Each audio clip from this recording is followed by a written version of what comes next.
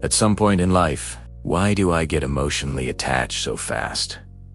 It usually doesn't start with love. It starts with a simple conversation, a little attention, someone listening, someone making us feel seen, valued. A few messages slowly turn into daily talks. Daily talks turn into emotional comfort.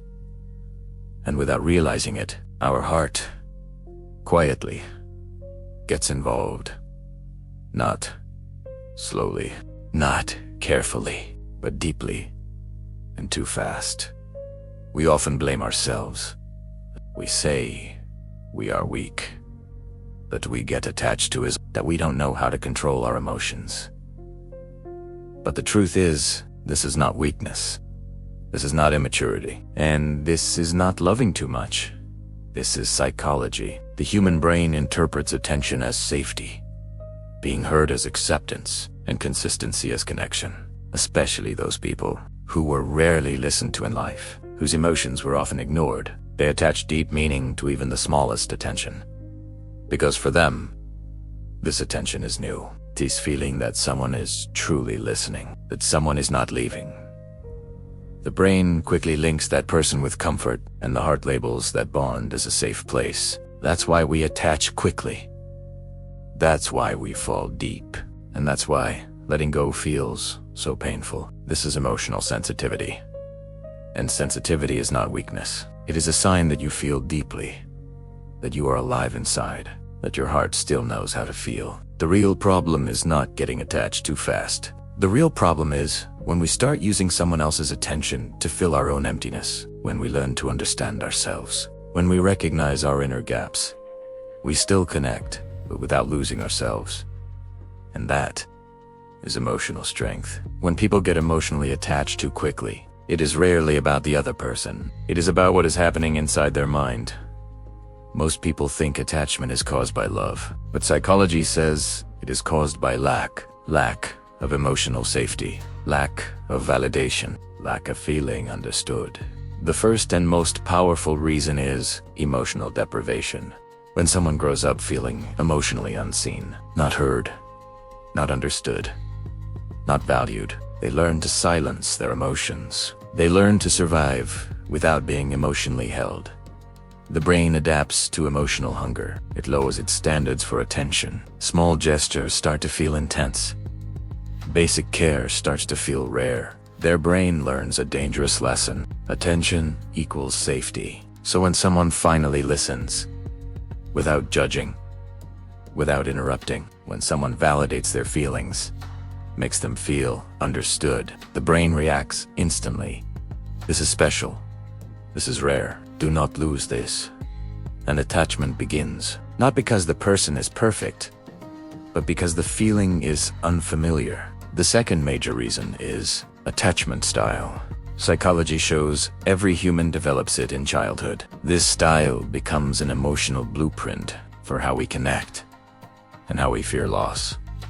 If love was inconsistent, sometimes present, sometimes withdrawn, sometimes caring, sometimes cold, the child learns confusion, not security. They grow up emotionally alert, overthinking silence, overanalyzing distance. This creates anxious attachment. People with this style don't just want love. They fear losing it. A delayed reply feels personal. Silence feels like rejection, so they attach quickly. Because attachment feels like protection, their mind whispers, if I connect deeply now, maybe they won't leave. But psychology reveals the truth. Fast attachment is not safety. It is fear disguised as closeness. The faster the bond forms, the harder the emotional pull. People with this pattern fear abandonment. They fear being left. They fear being replaced. So they attach quickly. Their mind says, if I hold on tightly now, maybe this person will stay. But psychology reveals a painful truth. The faster the attachment, the deeper the emotional crash later. Because attachment built on fear is not connection. It is survival. The third reason is fantasy bonding. Many people do not fall in love with a person. They fall in love with an idea. They take a few good moments, a few kind words, a few emotional conversations, and build an entire future around them. They imagine consistency, commitment, depth. Before those things are ever proven, the brain fills the gaps. The heart writes stories, and reality is replaced by hope. This is why red flags get ignored. This is why silence feels confusing. This is why mixed signals feel meaningful, because the bond is not with who the person is, but with who we believe they could be. Another reason is emotional hunger. When someone has gone a long time without feeling understood, without feeling chosen, without feeling emotionally safe, even small affection feels intense. Even basic kindness feels rare. So when it appears, the nervous system clings to it, not out of love, but out of relief. Relief that someone is finally there. But here is the hardest truth. Fast attachment does not create security. It only creates dependency. And dependency always increases fear. You become anxious, overthink messages, fear distance, and read meaning into silence. Not because you care too much, but because your sense of safety is now tied to someone else. Healthy attachment grows slowly. It allows space. It allows uncertainty. And it does not rush emotional intimacy, because real connection does not need to be forced. So if you attach quickly, it does not mean something is wrong with you. It means your nervous system is searching for safety. And once you learn to give that safety to yourself, you will still connect deeply, but you will no longer lose yourself in the process. And that is healing. The brain confuses potential with reality. It says, they could become this, they might change. They might understand me completely. But psychology is clear. What someone is today is who they are emotionally. Attachment grows faster when imagination replaces observation. The fourth reason is the dopamine and oxytocin trap. Every time someone gives us attention, the brain releases dopamine, the chemical of pleasure. When emotional bonding begins, oxytocin is released, the bonding hormone.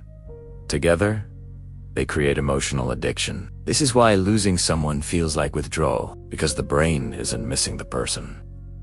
It is missing the feeling, the comfort, the validation, the emotional safety. The fifth reason is low self-worth. When someone doesn't feel complete within themselves, they search for value in another person. Their mind says, if someone chooses me, then I must be enough. This is not love. This is validation seeking, and validation accelerates attachment. The sixth reason is fear of loneliness. Loneliness can feel terrifying, especially for emotionally sensitive minds. So the brain makes a deal. Anyone is better than no one. But psychology warns us. Being alone may feel painful, but losing yourself in the wrong connection is far more destructive. The seventh reason is unhealed emotional wounds. Unhealed wounds tend to stay silent. They travel into new relationships. Past rejection, past abandonment, past betrayal.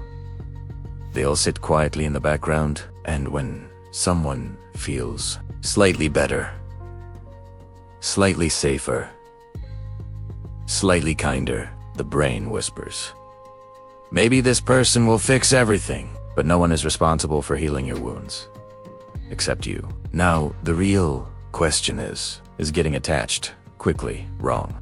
No. But unconscious attachment is dangerous. Healthy love grows slowly, with boundaries, weak clarity, with self-respect. Unhealthy attachment grows fast, fueled by fear, fueled by insecurity, fueled by emotional hunger. The difference is simple. Are you loving, or are you losing yourself? Psychology teaches us this. You don't need to kill your heart. You need to understand it. Learn to sit with your loneliness. Stop measuring your worth through someone's attention, and give people time. Because what grows slowly lasts longer, and any connection that steals your peace is not love. It is dependency. If these words feel personal, if this feels like your story, you are not weak. You are human, and when a human understands their psychology, they don't shut their heart down.